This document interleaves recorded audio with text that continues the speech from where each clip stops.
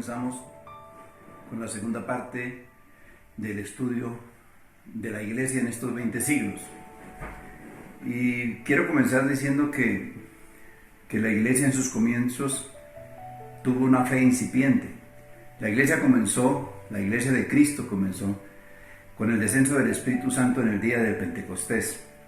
Ese día comenzó el cuerpo de Cristo, que lleva 2020 años de existencia en este mundo. Vamos a mirar el primer siglo de la Iglesia y vamos a llegar hasta el tercer siglo, hasta el 305 de la era cristiana. Se debe entender que es un compendio de toda esta información que hay, que es demasiada, pero vamos a tratar, como lo he dicho siempre, de una manera simple y sencilla, tratar de bosquejarlo y dejar la inquietud para que usted siga estudiando la palabra del Señor. Digo que en el comienzo fue una fe incipiente y se puede notar fácilmente en el libro de los Hechos de los Apóstoles, que es un tratado de Lucas, el mismo escritor del Evangelio. Puede mirarse o puede verse en el carácter de Pedro, por ejemplo, la transformación que hubo en Pedro, del Pedro de los Evangelios, del Pedro de la iglesia primitiva al que Pablo resiste porque obligaba a los gentiles a judaizar y usaba de hipocresía con ellos y es exhortado por Pablo, y el Pedro del año 60, un poco antes de su muerte, cuando escribe las cartas, aconseja leer los libros de Pablo porque tienen mucha sabiduría y aunque son difíciles de entender, igual que las otras escrituras, son libros llenos de sabiduría. Uno puede notar la madurez del apóstol durante todo este tiempo. Es un proceso, es apenas normal que una iglesia que no comprendía en el aposento alto cuál era el camino al Padre y le preguntaban al Señor Jesucristo, y el Señor Jesucristo le responde de esta manera: hay muchas cosas que tengo que deciros, pero que todavía no podréis sobrellevar, pero cuando venga el Espíritu de verdad, Él os guiará a toda verdad, porque tomará de lo mío y os lo hará saber. Esto lo vamos a ver dos o tres partes más del estudio, lo importante que es esas palabras que el Señor Jesucristo dice acerca del ministerio del Espíritu Santo. Él os guiará a toda verdad, porque tomará de lo mío y os lo hará saber. Así que, después del comienzo de la iglesia, fue una iglesia, un cuerpo o un grupo de cristianos que tenía una fe incipiente. Todavía no podían entender muchas cosas que fueron siendo reveladas a través de la palabra del Señor, y valga la redundancia, de la revelación que el Señor le dio al apóstol Pablo especialmente. Con todos el Señor obró de esa misma manera y en esa misericordia, de darle revelaciones del Espíritu, de unas revelaciones maravillosas a ese cuerpo de apóstoles que vivieron durante el primer siglo. La iglesia fue creciendo, fue desarrollándose, fue madurando, fue teniendo experiencias duras, porque hay que entender en el contexto histórico que el Imperio Romano gobernaba, y que aunque fueron muchos los gobernadores romanos y de diferentes dinastías, ellos tuvieron que ver mucho con la iglesia. Por ejemplo, Nerón, en el gobierno de Nerón, fue muerto el apóstol Pablo y el apóstol Pedro, y la persecución de Domiciano al apóstol Juan como él mismo lo dice en el libro del Apocalipsis, en el año 95. O sea, fueron momentos difíciles por la persecución de esos emperadores, pero la palabra fue inspirada. Las cartas de Pablo fueron unas cartas maravillosas, el libro de los Romanos, Corintios, Gálatas, fueron cartas que se escribieron durante el primer siglo en la preocupación, como dice Pablo, por todas las iglesias. Había una preocupación, y vamos a leer cuál era la preocupación que él tenía. Primero, que cuando la fe cristiana comenzó, los judaizantes hicieron presencia de inmediato para pervertir la doctrina. Entonces, Pedro, usted puede notar que Pedro fue prácticamente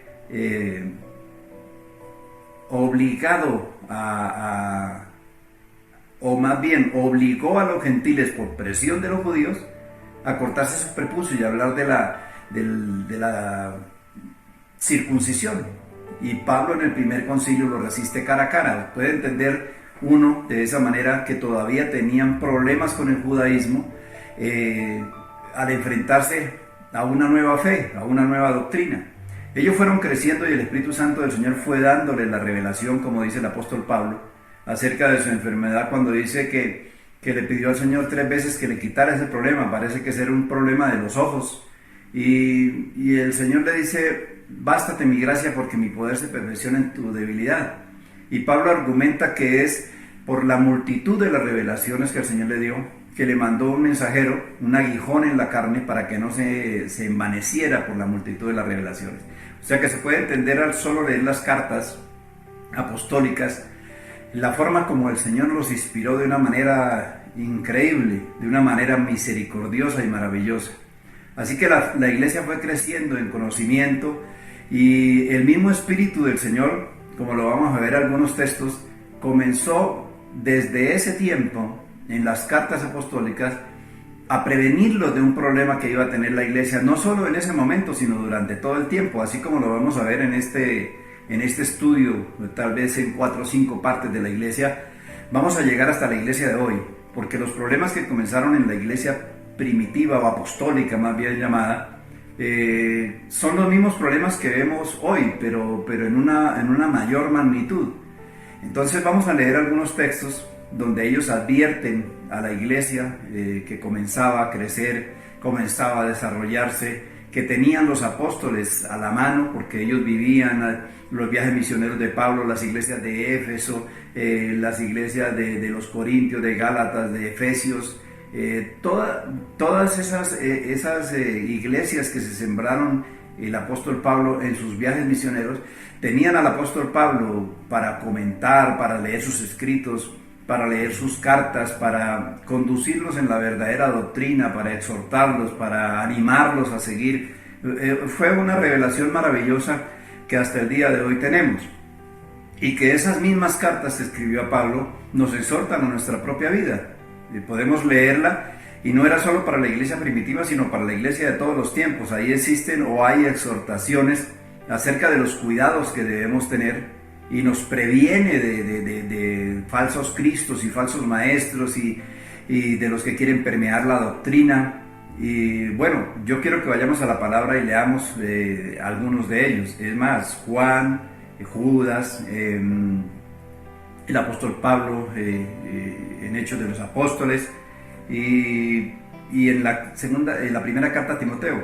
Pero valdría la pena leer esta exhortación y meditar y pensar qué ha sucedido con eso, y después de 20 siglos, en qué estamos respecto a estas advertencias que nos hacía el Señor a través de la palabra. Leamos, por ejemplo, la primera carta del apóstol Juan, y leamos en el capítulo 4. Dice: amados, no creáis a todo espíritu, sino probad los espíritus si son de Dios, porque muchos falsos profetas han salido por el mundo. En esto conoced el Espíritu de Dios. Todo espíritu que confiesa que Jesucristo ha venido en carne es de Dios, y todo espíritu que no confiesa que Jesucristo ha venido en carne no es de Dios. Y este es el espíritu del anticristo, el cual vosotros habéis oído que viene y que ahora ya está en el mundo. O sea, el ministerio de la iniquidad que llama Juan ya había hecho su presencia en el mundo. Ahora, Juan habla en ese momento, para ese tiempo, que se negaba que Jesucristo hubiera venido en carne, porque ya existía la polémica en ese tiempo, o trataba de pervertirse la doctrina con una sutileza grande, diciendo que Jesucristo no era hombre, que era verdaderamente divino y era absolutamente divino. Entonces, de esa manera se estaba atacando la humanidad de Cristo, que era necesaria para la redención. O sea, de alguna manera, al cambiar esa posición doctrinal, ya la doctrina se pervierte, ya no es la misma. Era necesario que fuera hombre para que muriera por nosotros en representación de la raza humana. Ahora, en algunas iglesias,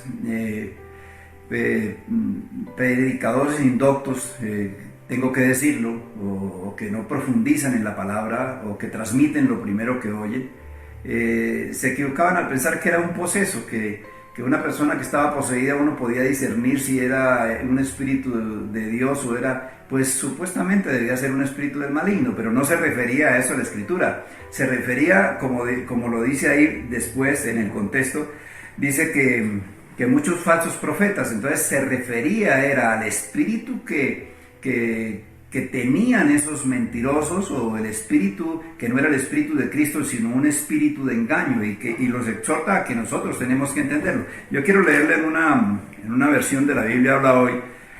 ¿Por qué? Porque es más interpretativa y nos ayuda un poco. Queridos hermanos, no crean ustedes a todos los que le dicen ser inspirados por Dios, sino póngalos a prueba, a ver si el espíritu que hay en ellos es de Dios o no.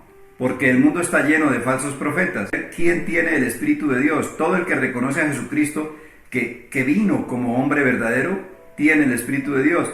El que no lo reconoce así a Jesús, no tiene el Espíritu de Dios. Al contrario, tiene el Espíritu del Anticristo. Ustedes han oído que ese Espíritu ha de venir. Pues bien, ya está en el mundo. Ahora, la Biblia en lenguaje sencillo. Queridos hermanos, no les crean a todos los que dicen tener el Espíritu de Dios. Pónganlos a prueba, a ver si son lo que dicen ser, porque el mundo está lleno de profetas. En fin, hoy en día sabemos conocerlo de la misma manera. Cuando una persona sutilmente, encubiertos, como vamos a ver, como dice el apóstol Pablo, que entrarán, o que salen del mismo rebaño, o que se presentan en una iglesia como ministros y pastores, solo cuando una persona tiene el discernimiento necesario para entender, como dice el apóstol Juan, la unción que nos guarda de todas esas cosas, que no es otra cosa que un conocimiento, y por demás hasta básico, del Señor Jesucristo, de sus doctrinas, puede uno oír a una persona hablar y darse cuenta en 5 minutos que es un falso, porque cita la Escritura y la cita fuera de contexto, porque presenta en todo su argumento, en todo su mensaje, un Cristo diferente, y presenta a Dios con un carácter diferente del que Él tiene, y una doctrina diferente. La persona indocta recibe el mensaje como si fuera verdaderamente de Dios, pero la verdad es que está siendo engañado y no tiene discernimiento. Tiene que tener discernimiento. Hay que saber discernir los espíritus. O sea, ¿quién es el que habla en este hombre? ¿Y qué espíritu tiene ese hombre? Si es verdaderamente de Dios o no es de Dios, hasta el día de hoy. Y hoy sí que es necesario entender todas esas cosas y tener conocimiento de la palabra, porque hoy hay muchos pseudopredicadores, que lo vamos a ver más adelante. Leamos otra parte de la Escritura. Leamos por ejemplo el apóstol Judas. Dice: pero hubo también falsos profetas entre el pueblo, segunda de Pedro, capítulo 2. Pero hubo también falsos profetas entre el pueblo, como habrá entre vosotros falsos maestros, que introducirán encubiertamente herejías destructoras, y aún negarán al Señor que los rescató, atrayendo sobre sí mismos destrucción repentina. Y dice más adelante en el versículo 3: y por avaricia harán mercadería de vosotros con palabras fingidas. Lo que estamos viendo hoy en día, vamos cotejando la situación. Hoy en día estamos viendo una mercadería. Hoy en día sería bueno volver a sacarlos con un garrote del templo, porque convirtieron la fe en una fuente de ganancia, convirtieron la piedad en una fuente de ganancia. Se venden, como vamos a ver más adelante, se venden favores de Dios, se predica un Dios diferente, con lisonjas cautivan a las personas para engañarlas. Hoy estamos viendo el ministerio de la iniquidad con nuestros propios ojos, no solo por la Escritura. Ahora, la Escritura nos da entendimiento para poderlo ver, y lo estamos viendo. Miremos otra cita, por ejemplo Judas versículo 3, porque no tiene sino un solo capítulo. Hermanos, los invito a contender ardientemente por la fe que una vez fue dada a los santos. ¿Por qué dice Judas eso? Porque la fe iba a ser atacada de una forma violenta y contundente por el espíritu del anticristo, en hombres que tenían apariencia, como dice la carta, de piedad, pero carecían totalmente de ella. Y lo más peligroso de todo el tema era la apariencia de piedad que tenían. Entonces Miremos, por ejemplo, otro texto. Miremos el texto en 1 de Timoteo capítulo 4. Advirtiendo Pablo a Timoteo le dice, pero el Espíritu dice claramente, o sea, Pablo, el apóstol Pablo, habla claramente acerca de la inspiración de este texto. Él mismo cuando escribía las cartas, y todos los que escribieron las cartas en el primer siglo, nunca supieron que eran inspirados por el Espíritu Santo de Dios. Simplemente de su corazón y en su propio carácter, porque los caracteres diferentes de Pedro, de Pablo, de Judas, de Santiago se notan en sus escritos. Pero ellos nunca supieron que eran inspirados. Simplemente que el amor por las iglesias, como dice Pablo, y la preocupación por las iglesias hizo que ellos extendieran todo ese mensaje.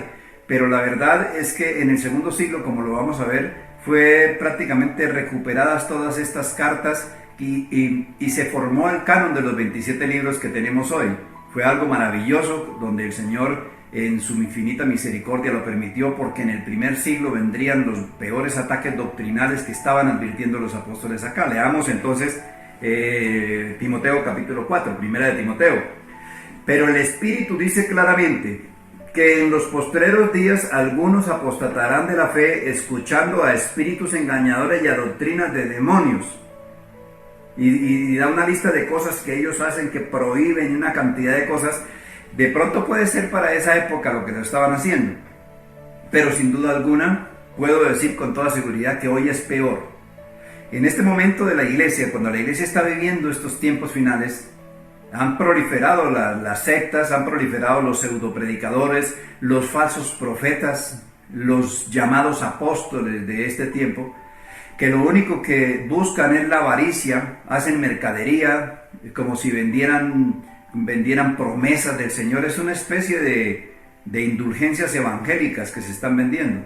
Entonces, todo este tipo de cosas, la bendita palabra de Dios, la Escritura habla claramente de todas estas cosas. Hay que leerla, hay que estudiarla, hay que pedirle iluminación al Señor, no revelación porque todo está revelado ya, iluminación del Espíritu, que es la obra del Espíritu Santo en nosotros. Él nos ilumina, nos sostiene, hace que amemos al Señor Jesucristo cada día más. Más adelante vamos a ver cómo se ha tergiversado en una de estas partes la obra del Espíritu Santo, la obra del Espíritu Santo que el Señor señaló en el aposento alto.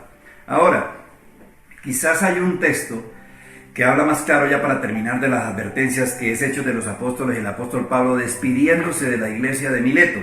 Y él comienza en el capítulo 20 y en el verso 27,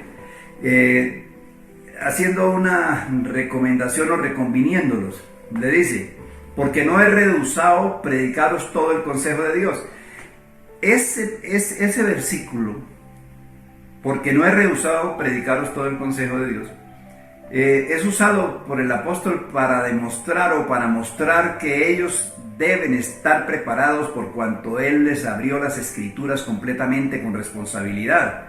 Hoy vemos que hay falsos predicadores o predicadores indoctos, usted decide que son por el discernimiento, que se enfocan a hablar de sanidades todos los domingos, el mismo menú todos los domingos, hablar de milagros todos los domingos, hablar de prosperidad todos los domingos y cada vez que va a la iglesia, a orar por prosperidad, por bienestar, por una cantidad no hablan de la palabra, no enseñan las doctrinas de la gracia, las doctrinas del Espíritu Santo, las doctrinas de Jesucristo, las doctrinas de los tiempos postreros, no hablan del tema escatológico, y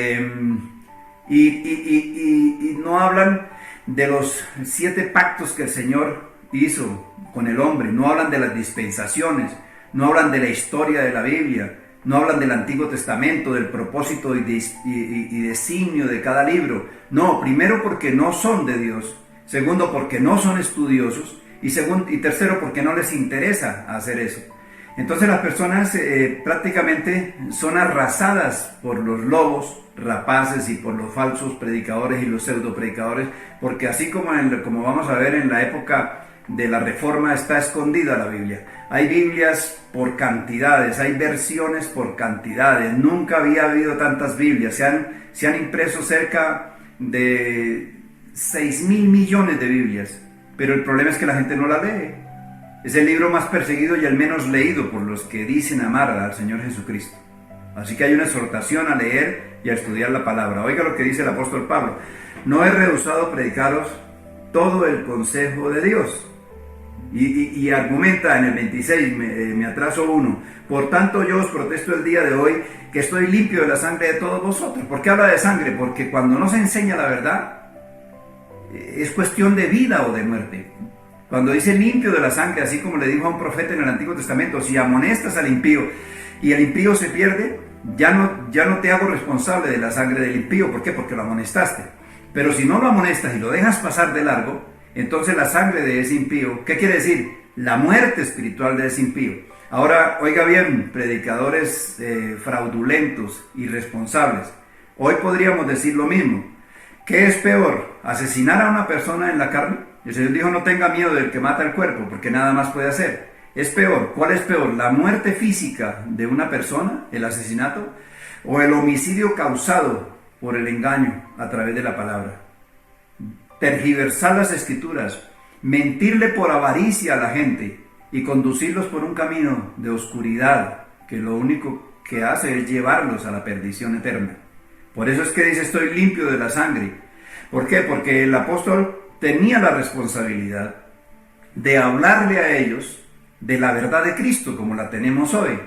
Hoy es bastante difícil encontrar un lugar cuando una persona se convierte a Cristo y a veces le hacen preguntas a uno, Fernando, ¿dónde me puedo congregar? Y a la verdad uno queda mudo porque no sabe de quién decirle, porque en el contexto local y nacional y mundial la proliferación de sectas es impresionante y la proliferación de iglesias que se convirtieron en multinacionales de la fe es impresionante, porque los maestros y pseudopredicadores y profetas y apóstoles designados por ellos mismos, se reparten los títulos ellos mismos, levantan misiones y iglesias por todos lados, son dueños de los medios de comunicación. Es algo espantoso lo que estamos viviendo en estos días. Vamos a verlo, estoy haciéndole un adelanto de la cuarta o quinta parte, pero todas estas cosas comenzaron en la iglesia apostólica. Porque yo sé, dice el apóstol Pablo, versículo 29 del capítulo 20 de Hechos, porque yo sé que después de mi partida entrarán en medio de vosotros lobos rapaces que no perdonarán el rebaño, y de vosotros mismos se levantarán. O sea, estaban posiblemente ahí oyendo a Pablo, hombres que hablen cosas perversas para arrastrar tras sí a todos los discípulos.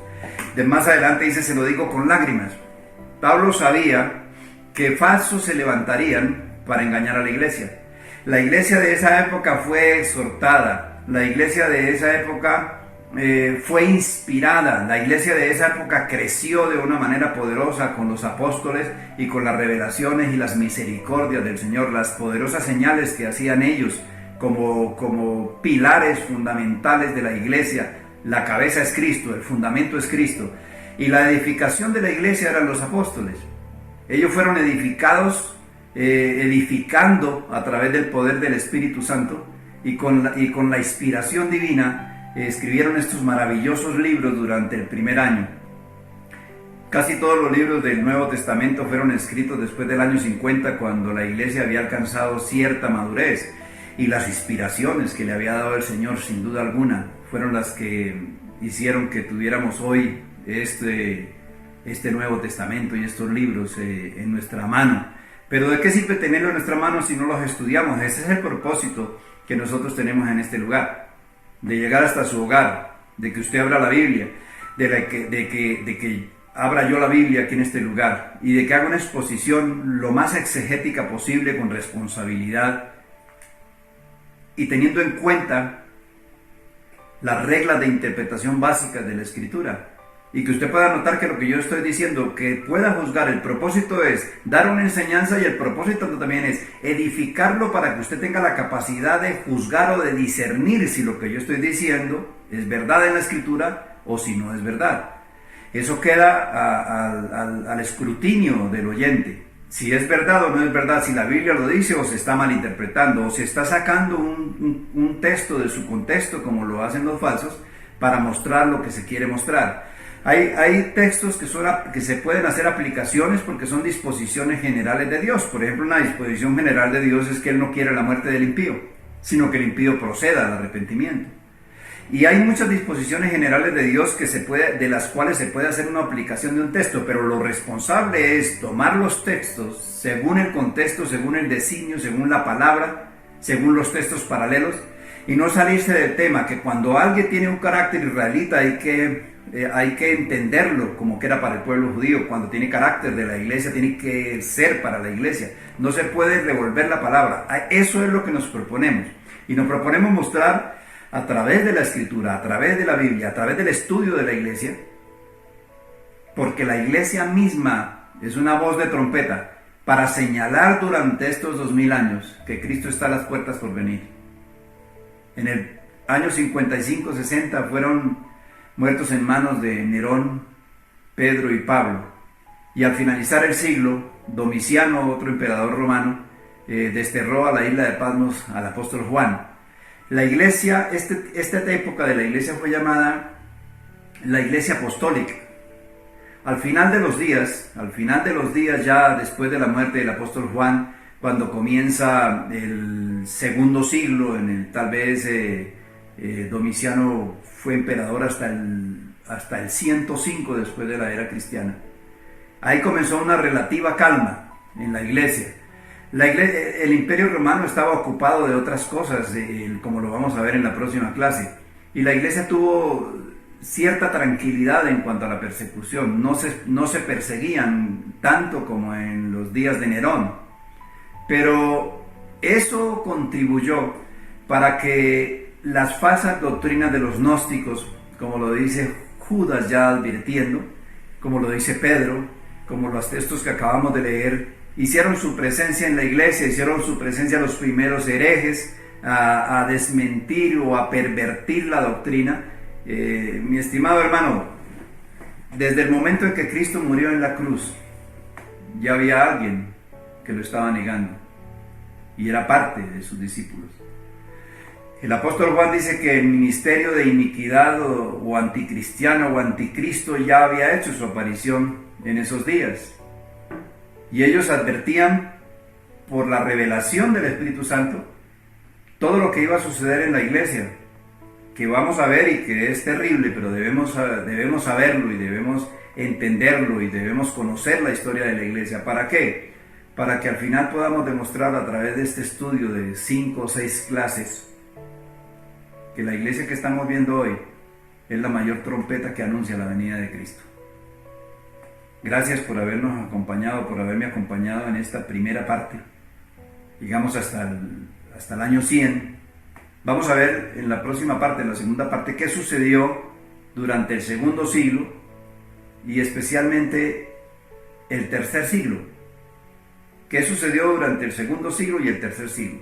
Entonces ya queda en claro que la iglesia tenía una fe incipiente, que el proceso de los 100 años fue el proceso apostólico de inspirar, de escribir las cartas, de crecer, de extender la iglesia por Asia Menor, de los viajes misioneros de Pablo, de la gran sabiduría que el Señor le dio, de las 13, 14 cartas paulinas, del libro de los Hebreos, de las cartas, de Judas, el Apocalipsis en el 95, y un maravilloso compendio de 27 libros que transforman nuestra vida, que exhortan nuestra vida, que nos ponen alerta acerca de todas estas cosas, especialmente de esa esperanza que hay en su corazón y en el mío, que es la segunda venida de nuestro gran Dios y Salvador Jesucristo, cumpliendo su promesa de volver otra vez, de levantarnos a Él mismo, de glorificarnos a su semejanza y de extender su tabernáculo sobre nosotros. Y puedo decir para terminar, sí, como dijo el apóstol Pablo, como dice el Espíritu, como dice la iglesia, sí, ven Señor Jesús. Amén.